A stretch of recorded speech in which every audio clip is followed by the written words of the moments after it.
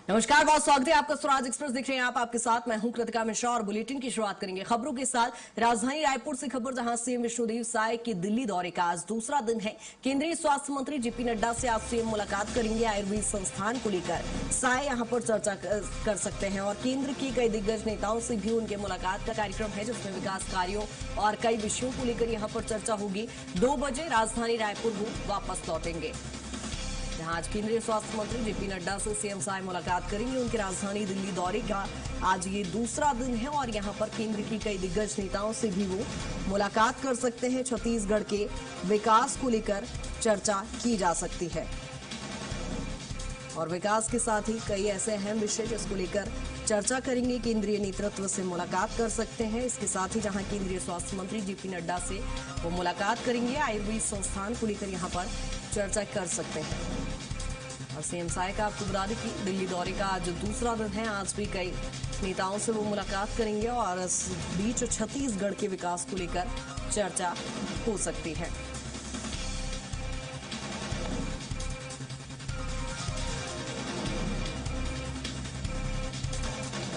आपको बता दें कि छत्तीसगढ़ के मुख्यमंत्री विष्णुदेव साय इस समय दिल्ली में है और उनके दौरे का आज दूसरा दिन है। आयुर्वेद संस्थान को लेकर यहां पर केंद्रीय स्वास्थ्य मंत्री जेपी नड्डा से वो मुलाकात कर सकते हैं। और ज्यादा जानकारी के साथ दिलीप हमारे साथ जुड़ गए हैं। दिलीप, इस समय राजधानी दिल्ली में है सीएम विष्णुदेव साय। आज के उनके क्या कुछ कार्यक्रम वहां पर रहने वाले हैं?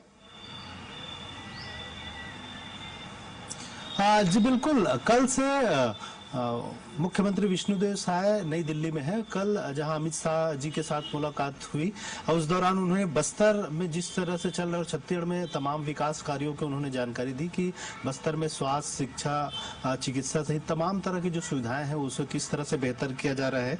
इसी के साथ ही साथ वहां पर छत्तीसगढ़ को आयुर्वेदिक चिकित्सा और अनुसंधान और उच्च शिक्षा के क्षेत्र में राष्ट्रीय स्तर पर केंद्र के रूप में विकसित करने के लिए एक तरह से प्रयास के तहत केंद्रीय मंत्रियों से मुलाकात की। और उस दौरान उन्होंने बताया कि किस तरह से छत्तीसगढ़ में आयुर्वेदिक संस्थान की स्थापना करने से यहाँ के युवाओं को रोजगार का अवसर मिलेगा। साथ ही साथ छत्तीसगढ़ में जो आयुर्वेदिक जो जनजातीय क्षेत्रों में खास करके जड़ी बूटियां, औषधियों की भरमार है, प्राकृतिक संसाधनों की भरमार है और यहाँ समृद्ध इसकी विरासत भी है। बहुत सारे बैगा गुनिया जो है इन आयुर्वेदिक पद्धति से ही लोगों का प्राकृतिक रूप से चिकित्सीय या इलाज करते हैं। तो निश्चित तौर पे इसको अगर बढ़ावा देंगे तो आने वाले समय में और बेहतर होगा और आधुनिक चिकित्सा और प्राकृतिक चिकित्सा में दोनों में समन्वय की जरूरत है। इसके लिए केंद्र सरकार की मदद से यहाँ पर आयुर्वेदिक चिकित्सा संस्थान की स्थापना की जा सकती है। तो इसको लेकर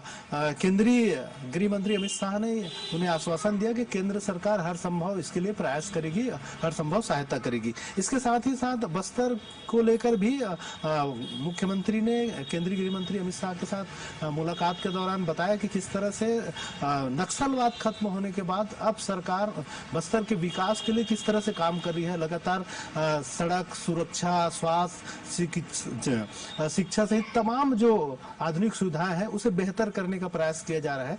इस तरह से उन्होंने जानकारी दी और इसके साथ ही साथ अमित शाह जी ने भी आश्वासन दिया कि केंद्र सरकार बस्तर और छत्तीसगढ़ के विकास के लिए, विकास योजनाओं के लिए हर संभव मदद करेगी। आज ही के दिलीप, यहाँ पर कई केंद्रीय नेताओं से मुलाकात को लेकर भी यहाँ पर चर्चा सामने आ रही है। तो क्या छत्तीसगढ़ में चूंकि आगामी समय में चुनाव भी है 2028 में, उसको लेकर भी कोई चर्चा हो सकती है?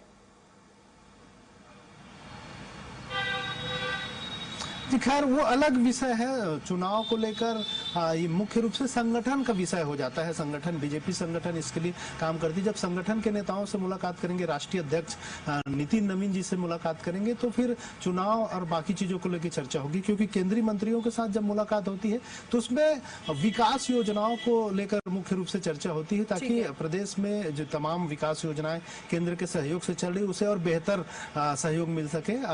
आज हो सकता है कि केंद्रीय कृषि मंत्री और पंचायत मंत्री शिवराज सिंह चौहान के साथ उनका मुलाकात हो और इस दौरान प्रदेश में जो खाद बीज की जो दिक्कतें हैं या फिर यहाँ और जो जरूरत है केंद्र से मदद की, इसको लेकर पीएम आवास को लेकर जिस तरह से योजनाएं चल रही उसे और बेहतर ढंग से किस तरह से। ठीक है दिलीप, यानी कुल मिलाकर कहा जा सकता है कि छत्तीसगढ़ के विकास पर ही इस समय सीएम विष्णुदेव साय का पूरा फोकस बने रहिएगा तमाम जानकारी के साथ।